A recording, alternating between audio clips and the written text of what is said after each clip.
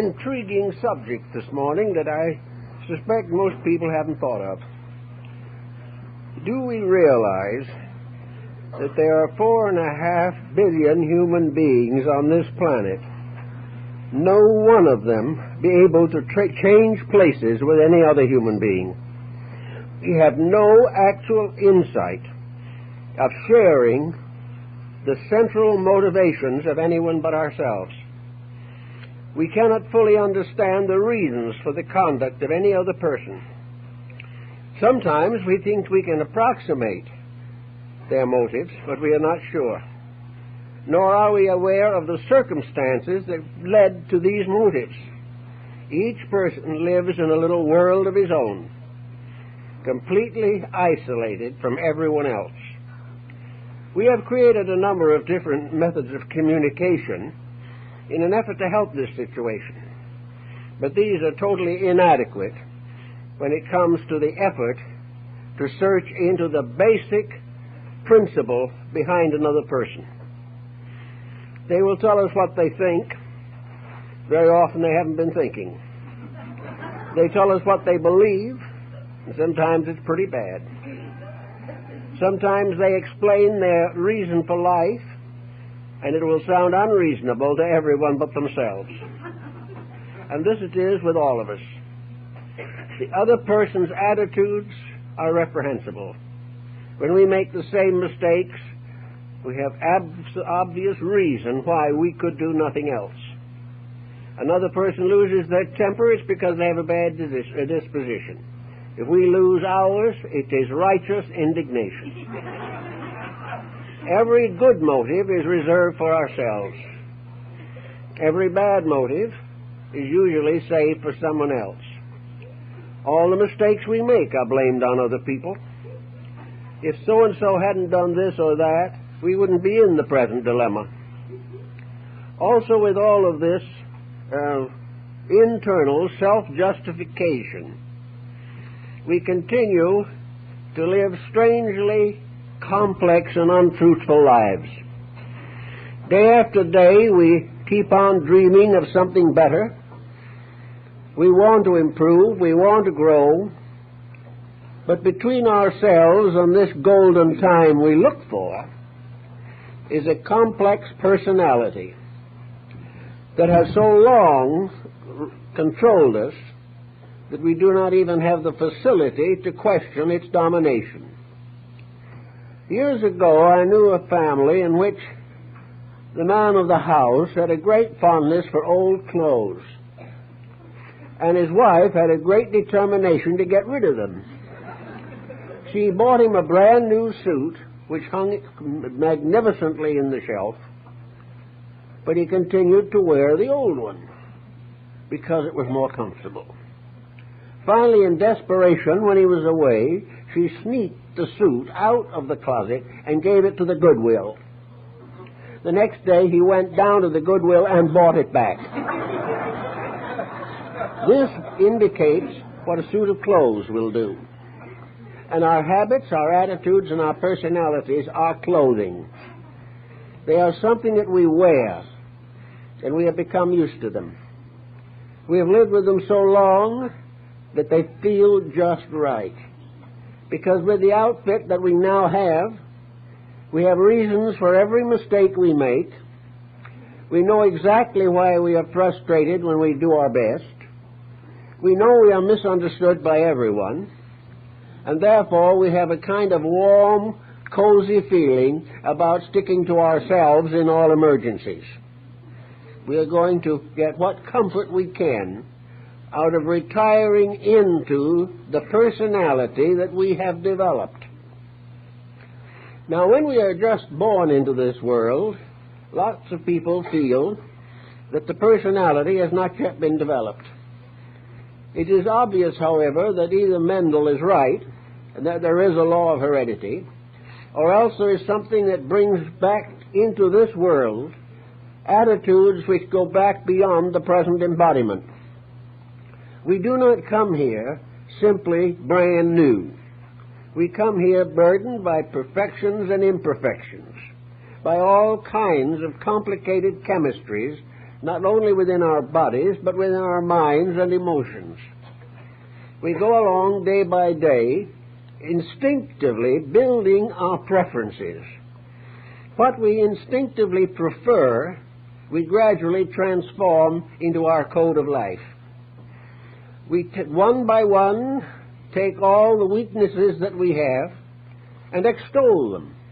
We transform these weaknesses into assets. And little by little, we come to the point where we are content with ourselves. And if anyone else cannot get along with us, so much the worse for them. We are going to be what we are, we always have been, and we always will be.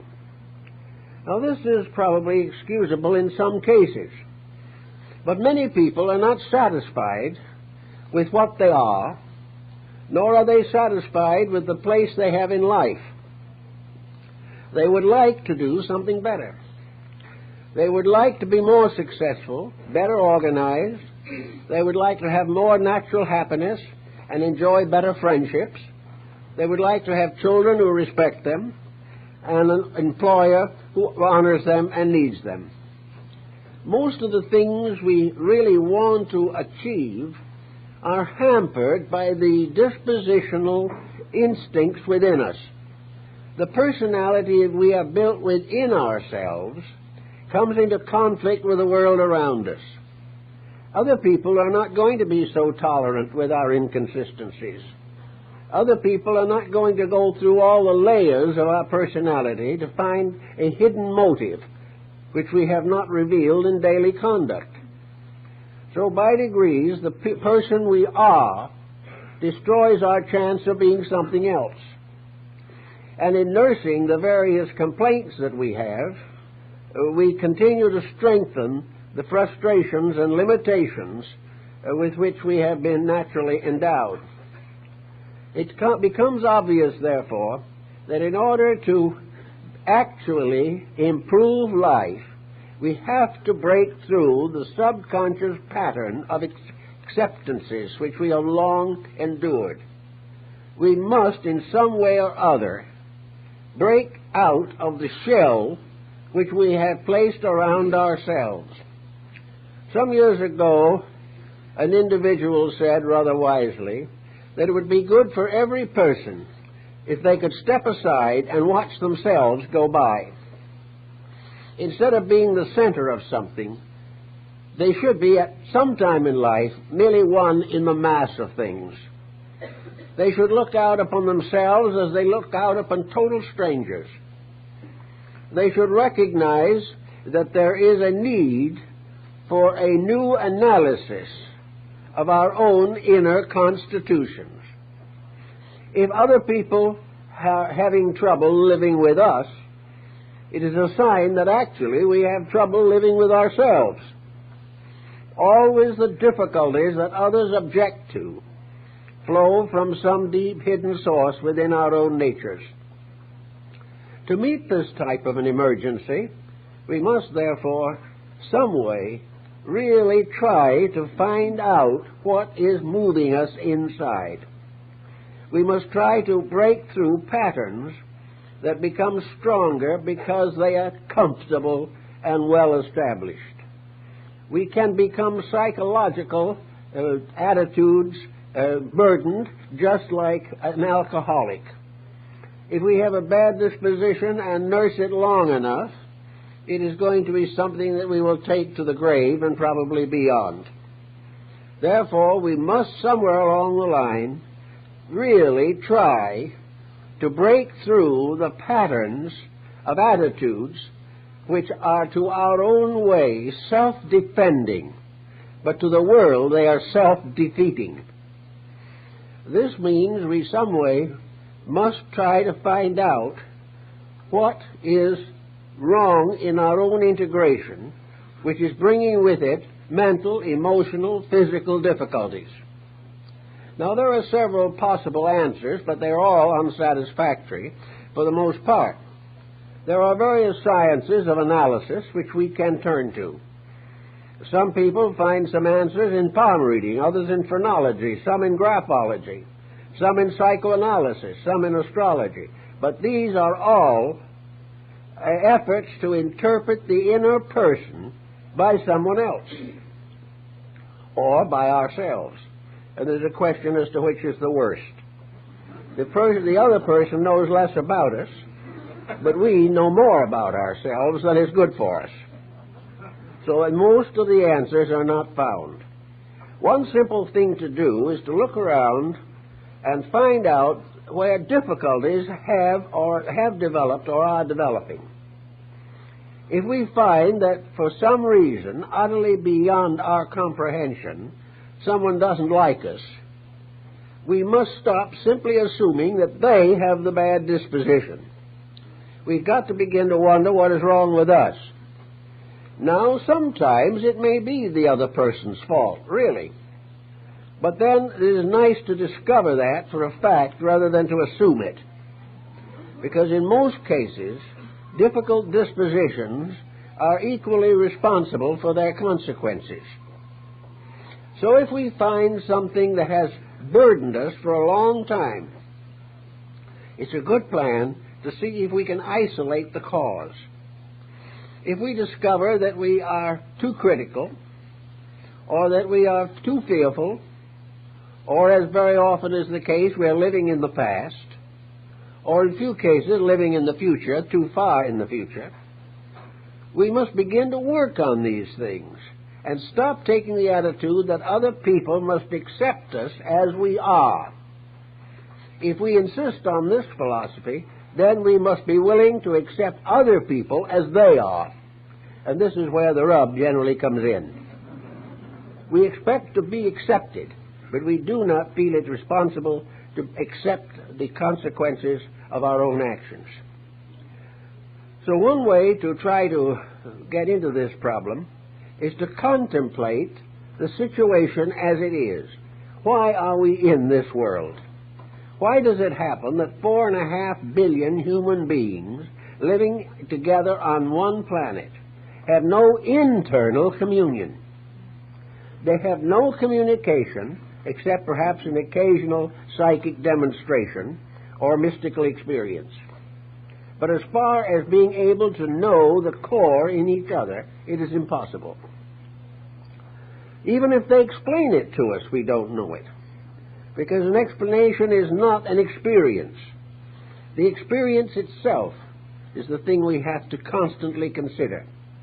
One way, of course, of increasing knowledge of other people to some extent is to stay with them over a period of time and watch the way they act. This is helpful, but it shows a bad disposition, perhaps, but it doesn't answer the question why. How did this disposition come along? Why has it been endured over a period of years? And why does the owner of it fail to recognize the infirmity? Well, one of the answers to this seems to be that knowing that we cannot really ever understand another person totally, then we have to try to live in a world with other people, assuming more or less that the separateness is hopeless, that it can never be bridged, and therefore that each individual must do it his way. And in failing to do it his way, he gains no reward or no satisfaction from other people. Well, we can normally work with several of these problems. Let us imagine for a moment, as one of the Greek philosophers did, that each of us lives in a beautiful bubble, a round bubble that we call a magnetic field or the aura. This bubble capsulates us. We are in it. And in this bubble we live and move and have our being. This bubble is a little universe in itself. And in the midst of this little universe is the being inhabiting it, surrounded as, in a sense, environments on the outside by worlds and continents and habitations and habitants and all kinds of complicated situations, all within the magnetic field of the body itself. When you dream, you don't necessarily have a small dream. You may dream being out on the ocean, and yet the ocean you're dreaming about is inside yourself. Yet it can be just as real as though it was the middle of the Pacific. Therefore, within this bubble is a complete way of life. a kind of way of life that must have come to Robinson Crusoe when he was wrecked on a desert island.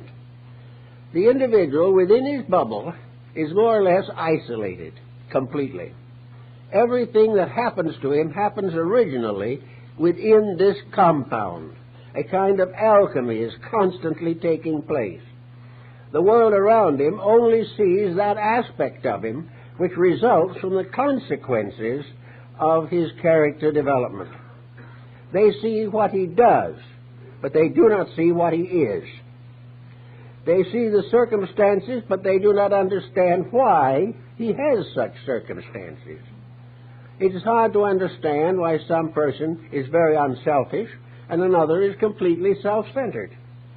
Yet the chemistry of it all works out in this mysterious inner bubble of life in which we live. And this inner bubble is more or less bordered or surrounded by a shell, the shell that separates us from any other living being. Even when these shells come close together and bump each other, still they are separate. And each person living in a separate universe has to face his own problem. This is one of the reasons why in the old philosophical systems it was pointed out very clearly that we are in this world to grow. And grow is not the result of other people pushing us and pulling us. Grow is to unfold the potential within ourselves and to perform a magnificent alchemy of transformation in our own natures. Each individual must grow himself. He can enjoy a company or associations of other people. He cannot grow for them, and they cannot grow for him. Anything they can give him will not contribute to his essential growth unless it is good advice and wisdom. Even that is not likely to be very efficient. Each person must start out from within himself and change himself into what he wants to be. It's a mathematical formula. If you want to accomplish certain things, you have to build for those things. If you want to be an electronic engineer, you cannot just drift along and enjoy yourself year after year. You have to take the necessary studies. You must also study very carefully, too, if you want to be a good husband or a good wife. You have to study if you want to find contentment or happiness. You have to study in order to grow, in order to think, in order to build. You must also study to strengthen moral character, intellectual attitudes, and deepen the values of life. All this must be done inside yourself. Now, the result of an individual doing this type of thing within himself is a new relationship with society. It is a relationship which in some ways may not be entirely satisfactory. The old person with the faults will not enjoy the relationships that a good life will give him unless he has earned that good life in the meantime. If he deserves a better life, he can have it and will then like it. If he does not deserve it and tries to have it thrust upon him, he will dislike it even when he gets it, if he gets it.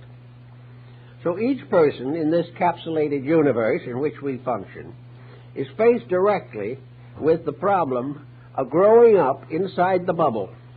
He must use his own inner willpower.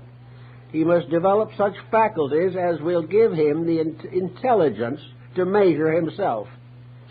Now, one or two things are available to him to help him out. Nearly everyone sees examples of attitudes around them. These attitudes, as seen, however, are not therapeutic or developing in themselves. The fact that another man stops drinking does not guarantee that you will. Or that another person is more honorable in his dealings guarantees your honesty. One thing is certain, however, by laws of secondary causes, that if an individual observes a certain characteristic and observes that this characteristic is valuable in the advancement of life, he has the right to try to use it himself. He has a right to challenge a poorer attitude within himself and try to supplant it with a better one. If he finds that temper fits have damaged his career for many years, and he finds someone who has controlled his temper and is advancing in his careers, this is a good object lesson. The man who is controlling his temper cannot control it for the other person, but he can give an example. So relationships in life are almost completely examples. They are nothing in themselves unless the individual does something with them. But there are in the world magnificent examples. There always have been since the dawn of time. Those that we honor as the great teachers of humanity were persons with great examples. And they are remembered and loved and honored not just because of what they said, but because of the internal wealth of character which they exhibited. They were superior beings in a sense. Not superior because of wealth or because of greater education necessarily, or of earlier and better family background, but they were individuals who had the qualities of integrity. And these persons, many of them died poor, some of them were martyred, but nearly all of them had attained an inward maturity which later generations honored and accepted as proper. So from various examples, we can begin to sense values that we can develop. Also, we will observe in other people certain conditions which we may term obnoxious. There are people whose attitudes are just unbelievably impossible. There are people who only have to be somewhere in order to ruin the place. There are individuals who can disrupt anything. They have no patience, no understanding, no social maturity. They're just impossible. So, it's sometimes a good idea to look and see if by some chance there's something of that kind lurking in us. Do we find it easier to criticize than to commend? Do we find it better to doubt than to believe? And in doubting, do we doubt in a nasty way? Now, this is one of the problems that comes along at the moment. In the world we live in today, nearly every attitude we hold can be subject to doubt. We doubt the merchant, we doubt the lawyer, we doubt the doctor. We doubt almost everyone. But the mere fact that we doubt them does not corrupt them. The answer is that we have to learn to be cautious, not to give in to superficial temptations, to hope for the best, to search for the good, but be sufficiently intelligent not to be imposed upon. Instead of being mad upon at the individual who imposes upon us, it is very much better not to have been imposed upon in the first place. So almost every attitude that we have that is objectionable is rooted in something in ourselves that is not right. And the problem is to try to find out what it is and use it in correcting the world in which we live. Now, among other things, of course, we realize there is a larger world of governments, of nationalities, of races, and we find that on these levels in the human being that there are very few people who are not prejudiced. Prejudice is one of the great faults. Prejudice is the individual who asks the various parts of himself what they think, and strangely enough, they all agree with him. They agree with him because he has given them no right to do anything else. Prejudice, therefore, has to be sought out and carefully corrected, or it will destroy life. The old philosophers told us very good information on these subjects. When in doubt, do not hold a prejudice, and realize that there's no way of saying that all the dogs in the world are exactly like the dog that bit you. The fact that an animal bites us does not cause us to condemn the kingdom. The fact that an individual of a certain nation or race is dishonest does not justify us in hating everybody of that race or nation. The fact that political problems rise does not make it possible for us to justly condemn generalities. Condemnations must be built upon knowledge. No individual who thinks from the top of his head in the form of prejudice can be certain of his judgments. But there is no one more certain of his misjudgments than the prejudiced person. He knows he's right. And why he knows he's right is because he's decided he is right. And this goes on, and you try to get the answer from him, and it goes all around. The neighbors have told him, the press tells him, the commentators have said so, but he does not actually know. So prejudice is something that no one is entitled to. Instead of being prejudiced against a person, we must either know they are right and support them, or know they are wrong and leave them alone. We cannot just go out and condemn them.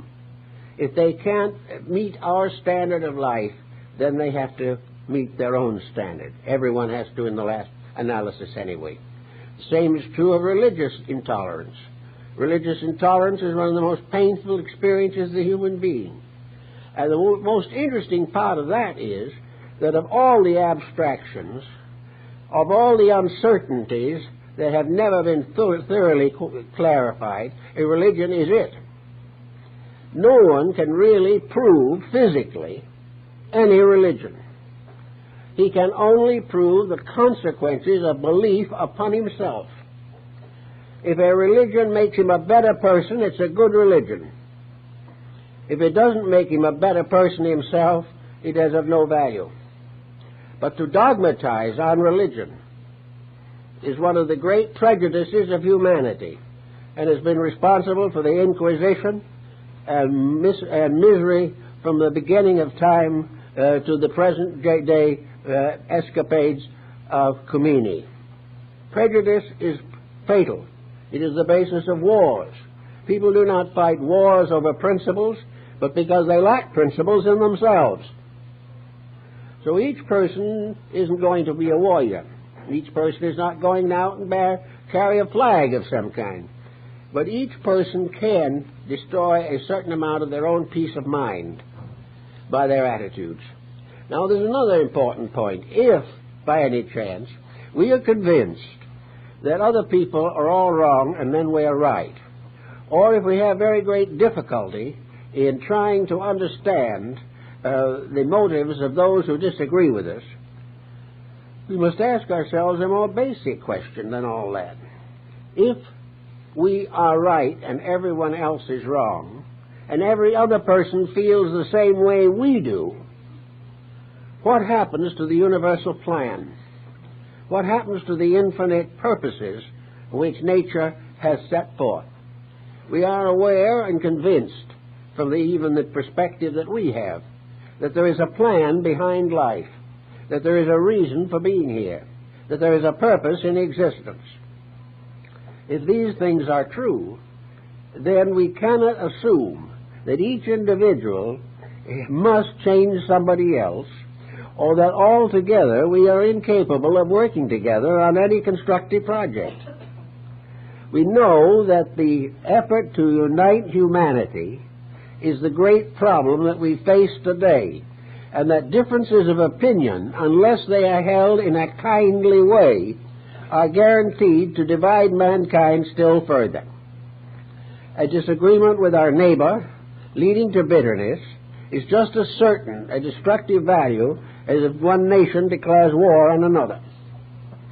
So in order to advance the plan of things, there must be some kind of rightness that we are all supposed to have in common, or can develop as the need arises. So all the way through this problem of thinking, we realize that we are confronted by a challenge. And this is the challenge, is to put ourselves straight with life. And by so doing, discover that life itself is straight. The individual who is prejudiced, opinionated, self-centered, egotistical, antagonistic, can never understand a law of love in life. They can never fully comprehend, even in themselves, the divine plan of which they are a part. Unless the individual puts his own life in order, he can never discover universal order. So with all these temptations and allurements and problems, the question always comes back to the same one, namely, what can we do ourselves to help this matter along? Well, one thing that people have tried doing with some success, also with some difficulty, they have asked other people to estimate them. They have said, I'll give you half a dozen people, a piece of paper and a pencil. You're all my friends. at this point. Now, I'm going to ask each one of you to write what you consider to be my worst fault. Don't sign your names. I know the handwriting anyway. But anyhow, when you get the message back, look it over. And instead of saying, my Lord, what kind of people do I go around with? You can always ask yourself, what kind of people are they going around with, including yourself? You may get some useful help in that way, but it isn't the answer, because the habits and temperament that you show arises from something else that is much deeper within yourself. You were probably a child. Maybe you were not a very happy child. Perhaps you had difficult parents. Perhaps you grew up under difficult circumstances. All these things are possible. But when we reach maturity, each individual has the right to take over his own life. And many people never make it. Many people in their 60s and 70s cannot get over the grudges of their childhoods. They have never recovered from the fact that they were neglected or orphaned or had step-parents or adopted in an orphanage. They cannot get over the personal grief of long ago. It does one of several possible things to them. It causes them to be saddened and defeated because they cannot compete with those of more secure background. The second thing, it makes them antagonistic to society. It may prevent them from making a good marriage later. And it may very well be that they'll take it out on their own children in due time if they have any. So when you come to 21 years of age, it's time to realize that at that moment you become a person. At that moment you break through the shell of childhood and adolescence. From that time on, you are no longer able to excuse your attitudes by impulses or instincts. At the time of majority, it means that the person has taken over the management of his life. Now, if he takes over the management of his life, he's either a good manager or a bad one. If he's a bad manager, he may try to spoil himself, cater to all the weaknesses and faults that he has. If he's a bad manager, he may also resolve to pass the miseries he has over to anyone he can get hold of by way of revenge. But if he is a good manager from that point on, he will outgrow the faults of the past. He will forgive those who despitefully used him. He will clear his mind of all grievances and will start in with a fresh slate. Now, a fresh slate's a very important thing, because a fresh slate means that you are not bringing forward the past. Well, that may be easier to say than to do, because while you're hard at work rejecting the past, it is sneaking back at you as memories. And while you're just going along fine, you suddenly remember all the misfortunes of early life. This makes it very difficult. So there's no way of saying that those things didn't happen. There's no way of saying that you were neglected. But there is one way of approaching it which says, all of this was a lesson. What did I learn? I'm deprived while it's a lesson, but I'm not deprived if I transform this lesson into creative, conscious self-improvement. If I can forget the incident and take the lesson and use it for the rest of my life. If I was not well treated as a child, I will treat children well. If I was neglected, I will not neglect others. If I was deprived of certain privileges, I will never deprive others of those privileges if they are entitled to them. Little by little, we transform an experience into soul growth, a way of becoming greater than we were, more than we are now, and working toward the future. So out of the old things, we come finally to majority. Now, majority is rather tricky, because there seems to be some little difference of it in climates. Actually, apparently, in very tropical regions, the individual matures very rapidly and is as physically and mentally and emotionally as old as 16 as one in the temperate zone is at 21. This is a climatic problem. Now, there are also psychological climatic problems. the individual coming forward into the atmosphere of his own existence, which is trailing with it all the mist and fogs of the past, may not make the 21-year adjustment that is supposed to come along. It may be 30 before he reaches it. And it's not unusual for him to maybe reach 80 without getting the idea. He doesn't get the message. By that time, incidentally, he's apt to be going into a little bit of second childhood, and then he will remember better than ever all the misfortunes of his early life. All of this is a rather unfortunate state of affairs.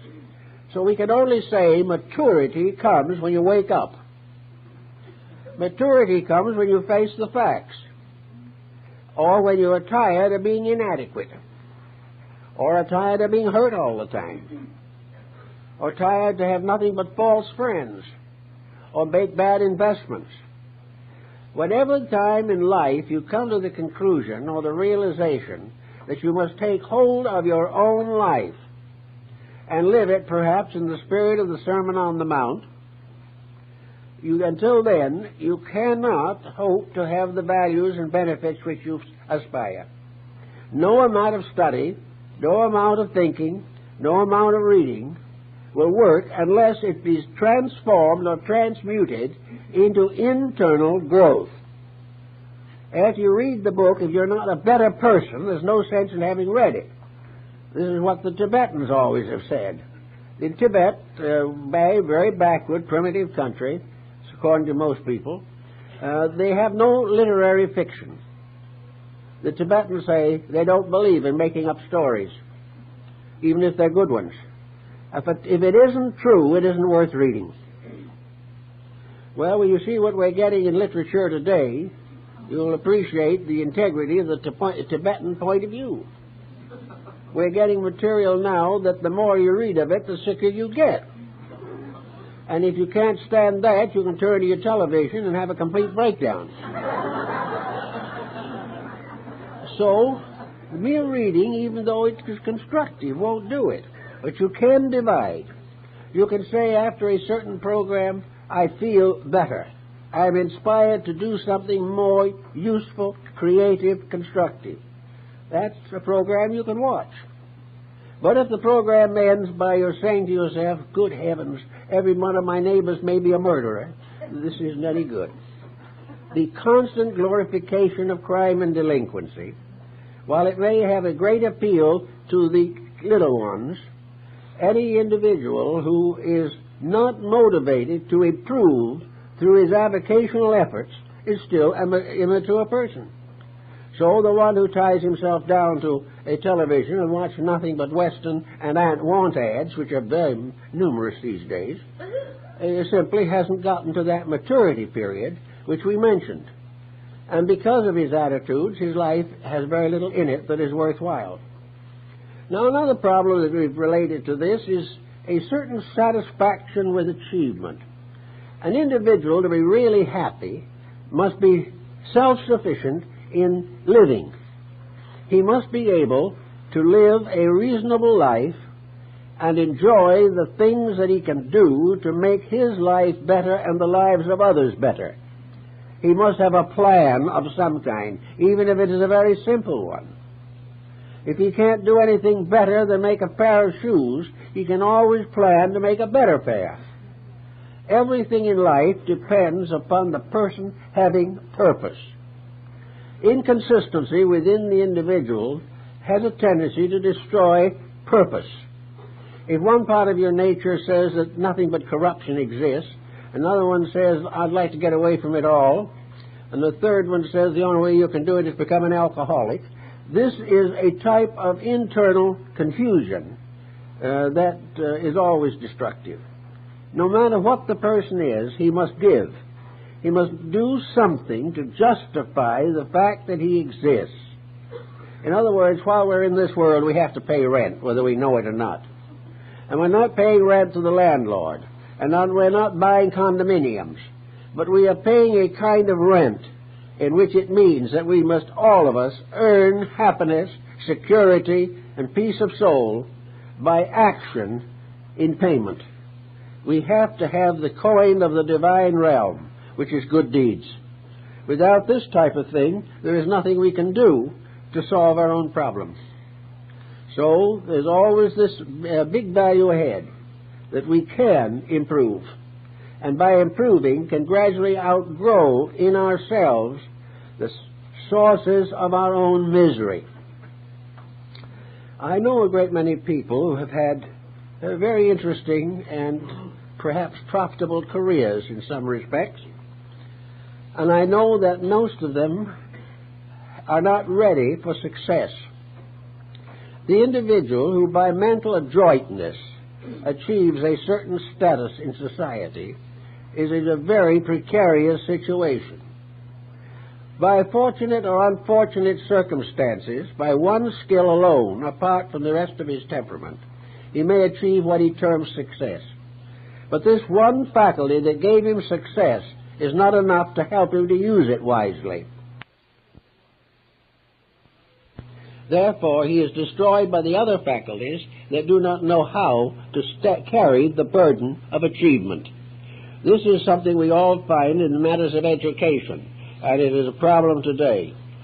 We can become well educated, we can get a good job as a professor in a university, or we can go out and develop a profession. Our way of life. It's a part of the fact that each one of us must pay for our living by the sweat of our brows in one way or another. But the individual who has only one string on his bow, who has become tremendously involved in something, if he has suddenly decided that from here on his whole future lies in his ability to become an expert commuter technician or something of that type, so that he can handle vast sums of money by computation, such a person is apt to build all his success around this. He will hope that he will become great. He may be elevated. He may make the $50,000 or $75,000 a year bracket. He may own a mountain cabin, a yacht, and have a condominium by the sea. And he thinks he's really there. He has used that ability to get himself into a fortunate physical position. But you'll be surprised of how many people who have done this have come to me who are completely miserable. Why? Because there was no substitute in them to take care of adversities that are inevitable. The more we have, the more problems we have. And unless we have some kind of integrities with which to meet the problems, success becomes a ghastly travesty. The individual who has given his life to the computer goes through 2 or 3 divorces, has children who leave home as soon as they can, and becomes an old person, deserted and friendless. And no amount of money can pay for this. No matter how much he has, he thinks it will, but when the time comes, he is miserable. So the individual who tries to exploit certain factors of life must learn to finally that anything he does in the outer world of his environment must be adequately supported from within himself. This encapsulated creature within him must have the abilities to handle whatever arises as the result of the experiences of living. Thus, it is very important that this being in the body shall be firmly established in basic values. He must have gradually outgrown the temptations which would lure him into tragedy when the time comes. He must realize that while he is very much involved, he doesn't think about this. But when he reaches retirement, or when he is replaced by someone else, then all of a sudden he faces the fact that he's unable to live constructively. He has made a career instead of a life, and by doing so is bound someday to face his own tragedy. So in the building of these types of careers that we think about, we have to work, first of all, to get rid of the intemperances in our own attitudes. I've known some very wonderful people who were perfect snobs.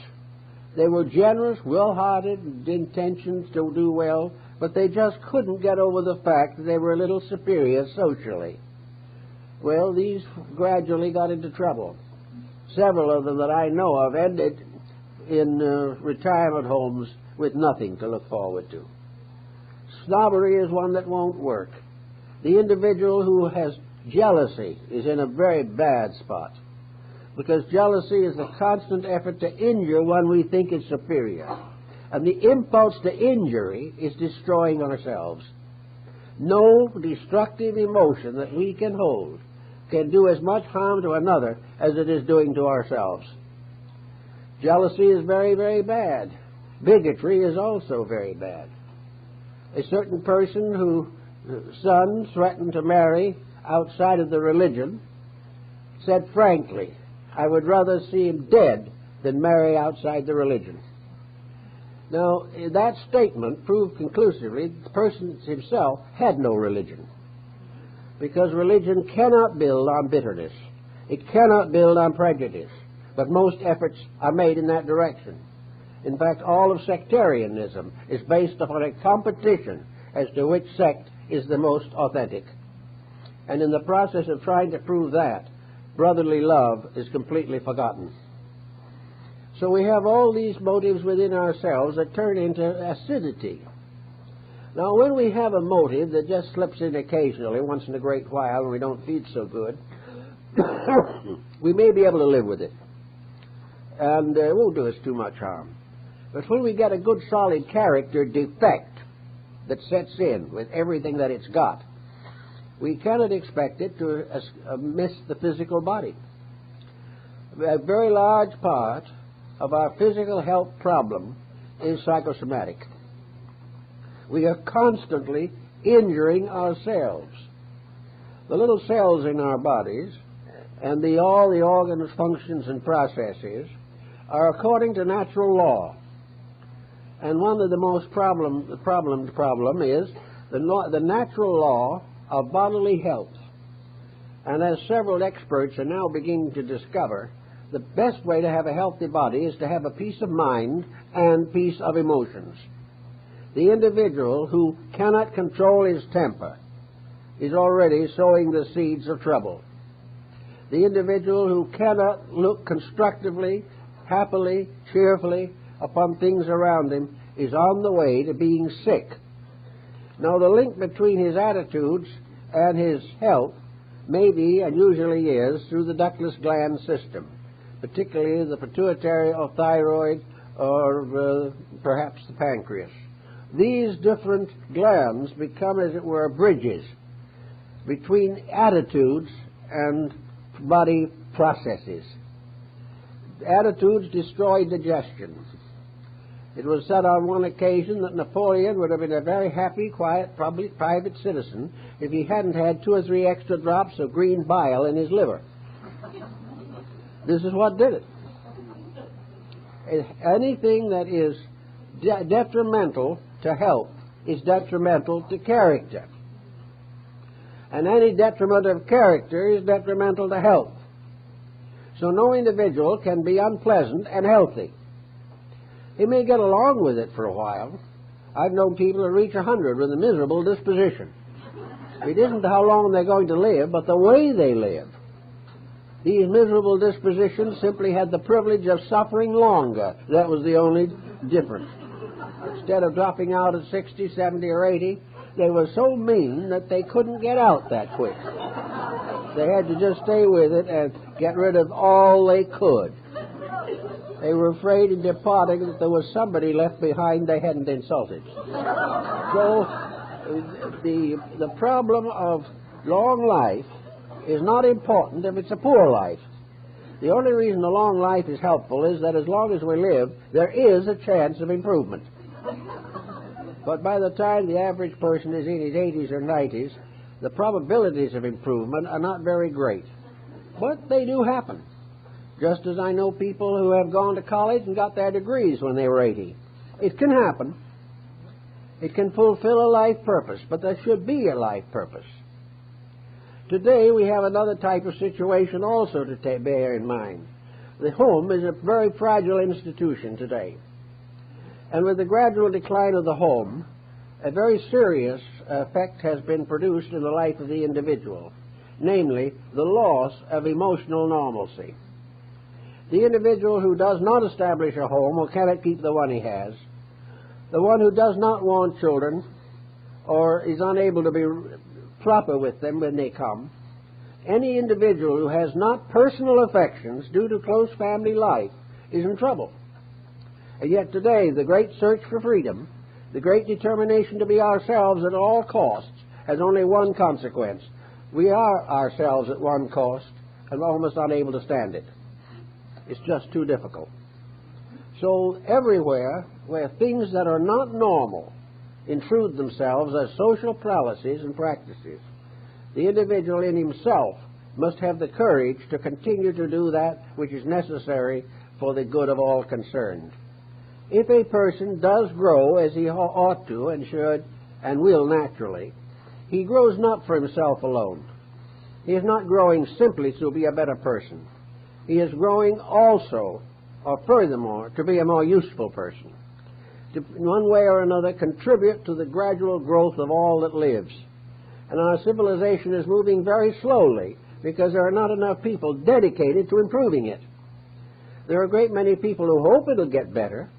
There are a great many people who are investing in a possible future, but not in hopes of the world getting better, but rather in hopes of profit to themselves. So in the problem of our own integration, this little individual thing wrapped up like a caterpillar in a cocoon, which is ourselves, must find in that internal structure the key to survival, the key to being the kind of person they ought to be, the key to putting the emotional maturity in them to work in life. Now, supposing a person doesn't quite sure how much emotional maturity he has. Perhaps he figures he's rather adolescent or a pre-adolescent in his emotional facilities. He's not likely to be adolescent, however, because adolescence, for the most part, is a very outgoing emotional state. It's an individual spreading his feelings too quickly over too large an area. But in the older person, emotional maturity is the instinctive desire to be kind, to serve those in trouble, to carry other people's loads if possible. They can't do it, but they can think they do. And it's a good thought to think at best.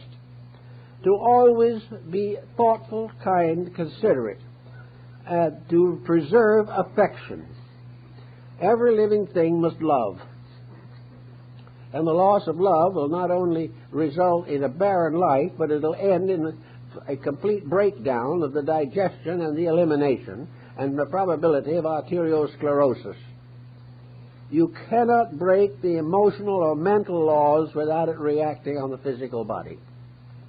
And the individual who doesn't care about his emotional and mental concerns because he's too wound up in his own purposes, doesn't like the feeling that comes along with a coronary or something of this nature. It has to be part of a plan. The individual to escape from the tyranny of false attitudes has got to discover a universe that is right, that he is basically part of a plan which is infinitely noble, absolutely constructive, completely useful, and beautiful in all its parts. But all this beauty is lost if he cannot appreciate it. All the wonder is sacrificed if he is incapable of the emotion of wonder. All his own progress and happiness are gone if he cannot contribute to the progress and happiness of others. This very important thing is to realize that we must have a warm, kindly feeling at all times. And most of all, we must have it when some attitude in ourselves suggests that we shouldn't have it. Then we are confronted by a person whom we would not naturally feel very much emotional constructiveness for. But then we must really try to understand what we would expect them to understand. And that is the turmoil, confusion, and complexity locked in this little cell, which is themselves. The individual is what he is because he is reacting to uncontrolled, undisciplined, immature pressures from within himself. We are doing the same thing. And if we are a little cold to him, chances are he'll be a little colder to us, because we are applying the same rule that he has already discovered in his own nature. So I think it's very good, especially at this time of the year, when we are thinking more or less of transmutation, transformation, redemption, regeneration, and resurrection. We are thinking of some way of outwitting our own smallness. We want to grow bigger without giving up any of the habits that make us small. We want to be accepted for the virtues we ought to have and not for the ones we have developed and perfected. But in this time, the only way that we can really help to make a better world is to just look out a little bit at the world as it is and see how it corresponds with the world within us as we are. And if we observe intolerance, injustice, if we see corruption, war, suffering, privation, massacres going on in society, in small ways, most of these things are going on in our own inner lives. We are sacrificing beautiful thoughts to selfish ones. We are overriding the rights of other people in order to advance our own causes. We don't like the thought of a nation invading another nation, but we are invading other people all the time to use them for our own advantage. Every fault we see around us is just an objectification of faults within us, because these faults do not come from the sky, they do not come from the earth, nor do they come from the air. They come from the living things themselves. And most of the mental and emotional faults we know come from ourselves. We've been here a long time and we still have the faults. We've been here millions of years and we still have wars and rumors of wars, and the end is not yet. The answer being that we haven't gotten rid of the rumors of war inside of ourselves. We haven't learned not to be angry at someone who does something we don't like. We haven't learned yet to return a soft word for a bitter one. We have not yet learned the importance of forgiving other people for the very faults that we ourselves may have. All this is part of a lesson. And nation after nation has faded away because it didn't get the message. And it took with it the people who didn't get the message. The nation wasn't destroyed by being pushed off of the earth or something. It was destroyed by falling apart from within itself. The people in it broke all the rules of right living. They got away with it for a time, and then finally the mass of their own mistakes buried them. Thus, we are told, was the end of the Atlantic Empire. And unless people grow and protect their values, we're not going to have very much values. This is why we must go to work equally and immediately. Let's say to ourselves, if we can, that for the rest of whatever years are allotted to us, we will make a real, sincere effort to be grateful, to be kind, to be gentle, to be thoughtful, and that we will not condemn anybody from a prejudice, that we will not be intolerant of other people. Now, this takes a little bit of thinking, because what is intolerance? The individual who has the worst dose of it feels that it is nothing but integrity. Intolerance to him is the fact that he cannot agree with that which he believes to be wrong. Well, this is a little difficult. But also, on what does he base the belief that other people's approaches to things are wrong and his are right? Is he really justified in a condemnation? Or is he condemning out of policy? Is he condemning out of tradition? Is he condemning a religion because it isn't the same that his own parents went to? Is he condemning on superficial grounds that have nothing to do with value? Is he unable to recognize that every religion in the world teaches the golden rule, and that to condemn any of them is to more or less to condemn the brotherhood of man. He doesn't believe that. He thinks that brotherhood is tied up with a creed. He thinks that integrity belongs only to one school of thought. If he is an Emersonian, that's it. But if he happens to follow Leibniz, Emerson isn't so good. And it is the same with everything we do. We measure politics very largely the same way. If no one voted except a person who personally knew the candidate, it would be a very different story. But most people vote according to tradition, and a few of them according to appearance. They see the portrait of the candidate and they say, that's a good-looking man, I guess I'll vote for him.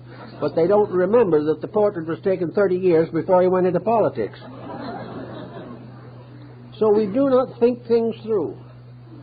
Let us hesitate to make decisions which we cannot justify. And if we feel we can justify, let's be careful and search and make sure that we do have that right. If we can do this type of thing a little more often, I think we'll all have a little happier time in this world. Now, we know that we are in terribly difficult moments in history. We know that everywhere around us, integrities are being compromised. We know also that these compromises are very largely based upon the selfishness in each human being. Now, selfishness is not necessarily all financial.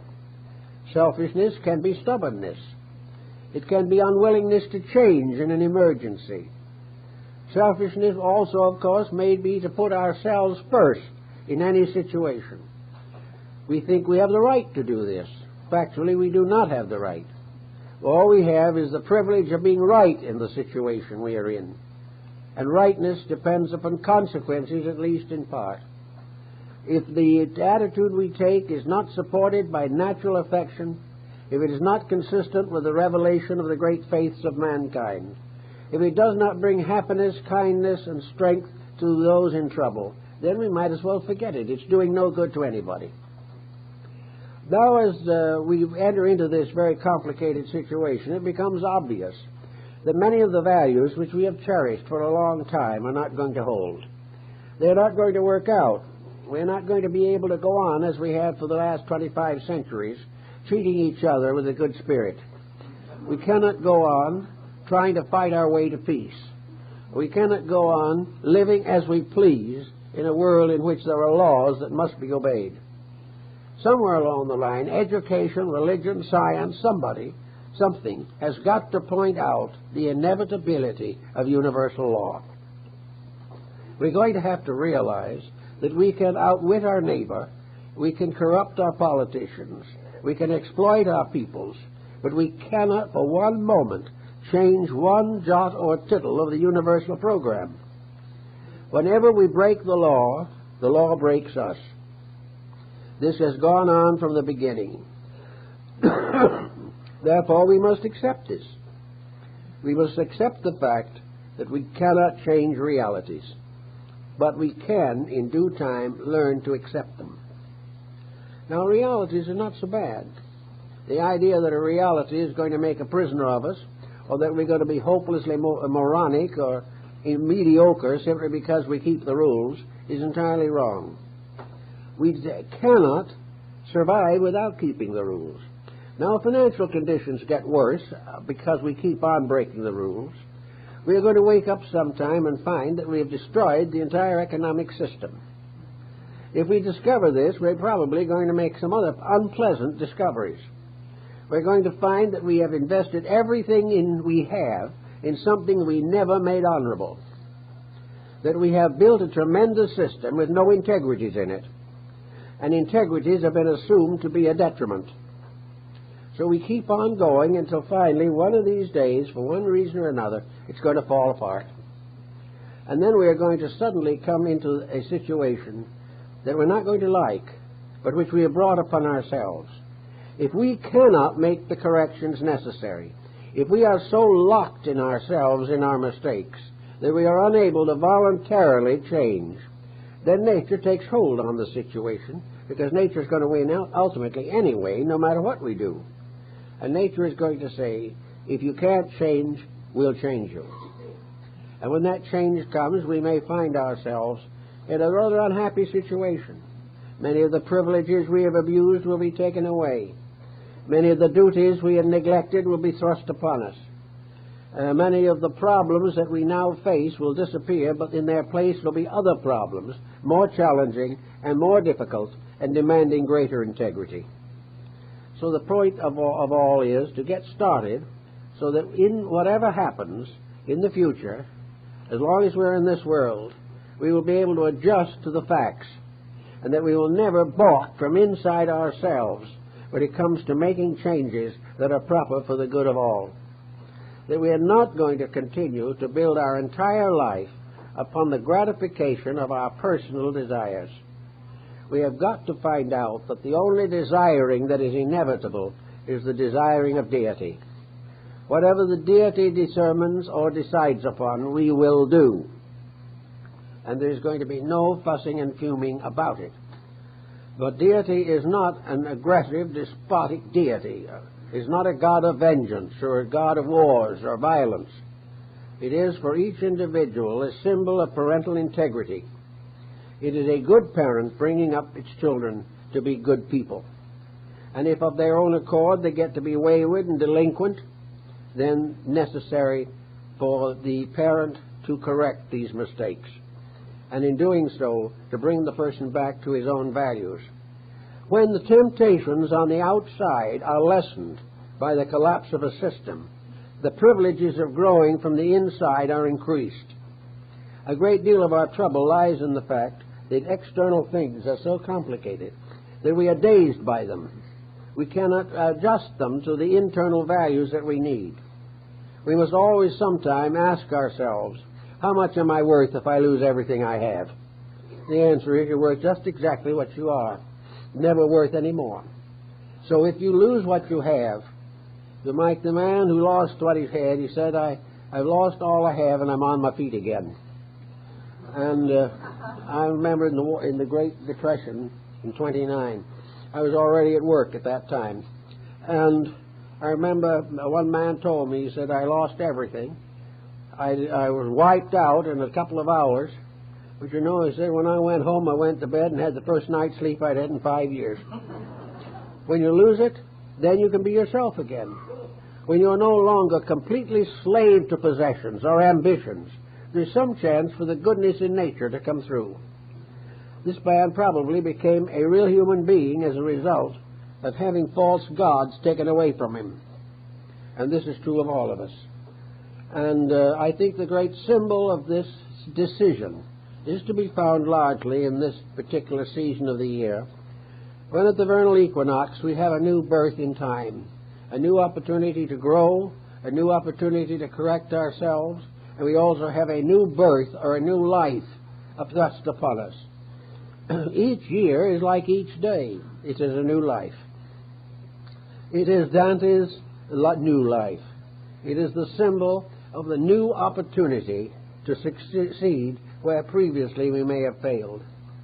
In this new life, there will be room for all the improvements that we can regard as necessary. In this new life, we can accomplish. We can be better people. The new life is a new opportunity to grow. If we take it as a new opportunity to exploit somebody, then we will not grow. But if we use it as a new opportunity to serve the common good in some way, large or small, we will then be one step closer to maturity. Maturity for the average modern person cannot come until most of the false objectives have gradually been killed off. And the nature and life itself is taking away those false objectives which have made us prisoners to vanity and fallacy for ages. It all started sometime when the competitive idea was that we could be richer than somebody else by taking something away from him.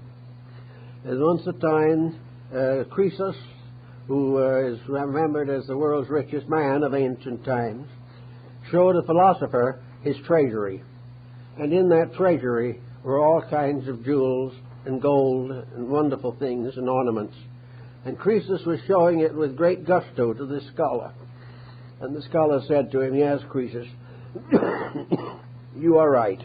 It is beautiful. But a man with a little better iron will take it all away from you. And this is what happens with this type of thing. Anything that we can get that from the outside, someone a little smarter can take away from us.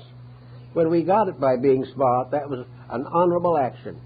When we lose it by the smartness of another, that is a false and deceitful and dishonorable act. But in this new problem of things, it is beginning to dawn on a great many people that the old values were right. We are beginning to realize in all parts of the world that the revelations of the great teachers of mankind were right. We are beginning to realize the beauty, the sublimity, the permanence of kindness, of gentleness, of tolerance, of thoughtfulness. We begin to know the meaning of the Good Samaritan, how it is possible for the individual to store up treasures of value that will help him all his days. Now today, with situations uncertain, many people are not quite sure in their own minds what's going to happen to them when they leave here. They know one thing for sure. Anything they have here, whether they got it honestly or dishonestly, is not going with them. But they are not sure just exactly what's going to happen.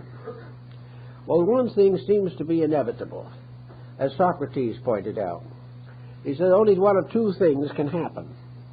One, then you're not going to be anything. There's going to be nothing more. You're through, finished. But he said that doesn't seem very practical.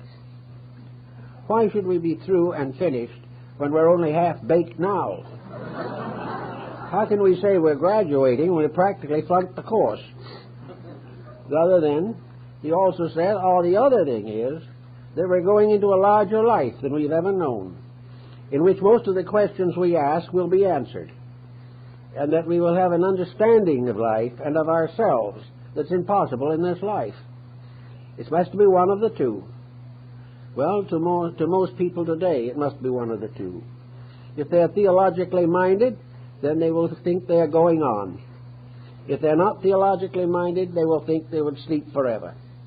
But regardless of how you figure it and whatever you're thinking about, don't forget that those who do not believe in life after death can build a heaven here by growing and maturing themselves. And those who believe in a life after death will be better fitted for it when they get there. It's got to be one or the other. The other thing is, as the ancient Hindus said, the other thing is that if you're neither fish nor fowl, if you're neither good enough or bad enough, when you're sort of in between, there's only one thing to do: come back here and try again. So if you're not too good to go to the underworld, and you're not good enough to get to heaven, then back here you go. But if by chance that is the way it happens, then what we are as an internal power within ourselves is certainly transmitted to the new personality. And any good we have gained that become part of ourselves will become part of our character in the future. So anyhow you figure it, whether it's simply physical health now, or mental and emotional comfort, or whether it is a hope of the future, or if it's a fear of the continuance of present or future policies that are inadequate, everything points to the need for change. And all change begins with us. All change begins in the human heart. And for most part, as Mencius pointed out, everything that is necessary to us is the result of the child in the heart. The spiritual part of ourselves, the reality in us, is childlike, natural and simple. It is not highly complicated. It is simply gracious and loving like a small child who has not yet learned to fear. We cannot be innocent because we have been around too long, but we can be virtuous, which is the postgraduate course. We start in ignorance and end in virtue. And by ending in virtue, we will fulfill our destiny and become good and faithful servants in the everlasting house.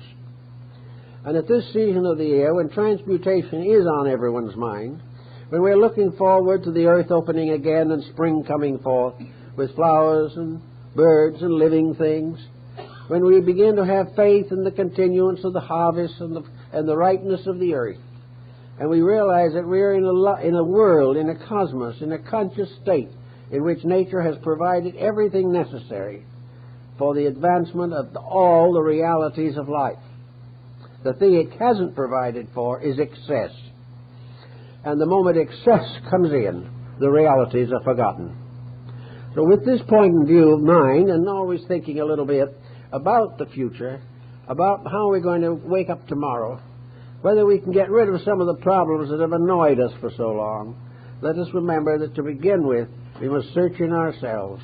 And wherever we find a false value, wherever we make a decision that cannot be reasonably and constructively demonstrated, wherever we have to gain our end by breaking the golden rule, wherever we have to satisfy our natures by condemning someone else, where these things happen, we are still in great need of self-directives, self-censure, self-reorganization, so that in the end, as the days come, we will meet them joyously and with love. For love suffereth long and is kind. And love is the only relationship between human beings that can ever bring peace to the world. That which brings peace to our heart is love, to our family, to our nation, to our world. These are all the pieces, the qualities, the gentleness, the kindness that makes for eternal cooperation and brings about ultimately the unity of all that lives. And in our loving we must not forget the birds and the flowers and everything that nature has provided. By the time we get through admiring the wonders of things as they are, we will be inclined to get over the disillusionments which we suffer as a result of things they appear to be, as they appear to be. Actually, we live in a good world, and if we're good enough, we can enjoy it. And if we're still better, we can keep the world the way we know it ought to be. Well, I guess that's all for today.